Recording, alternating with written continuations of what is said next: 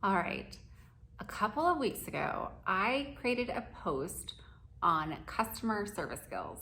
And if you missed it, you may want to go back and check it out because it was on the ADIT model, which is the gold standard of customer service, especially in healthcare. But it applies to other industries like food service or retail. So today I'm going to continue that conversation on customer service skills. But before I do that, I will admit to you, because this is a safe space, I'm going to admit to you that I really struggle with what I'm about to share with you. And that's because I'm a very introverted person. And these tips that I'm going to share, they involve being a little bit outgoing and speaking to strangers and maybe stepping outside of your comfort zone if you're an introverted person like me. But if you're an outgoing person, this will be a breeze for you. And I am so impressed and in awe that you're able to do all of this. Okay, so the first thing I'm going to share is called the Walmart rule. That's what it's sometimes referred to as. But I call it the 5-foot rule and the 10-foot rule.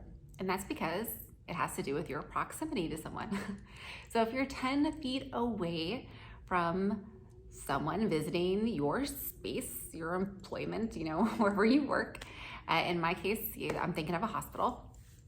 So if someone is visiting a hospital and you're an environmental service technician, you're a maintenance technician, you work in facilities or support services, and you're out performing work orders, and you see a visitor who is there to see a loved one who's in the hospital. Hospitals they create a lot of anxiety for people, right? I mean, it's not always the most pleasant experience. Sometimes it is, but usually it's under a lot of stress and anxiety. So if someone comes into your house, which I hear all the time from support services staff, it's like, this is our house and we want people coming here to be under our care and to feel welcome. So if someone's in your house, you're going to acknowledge them, yes, and smile at them.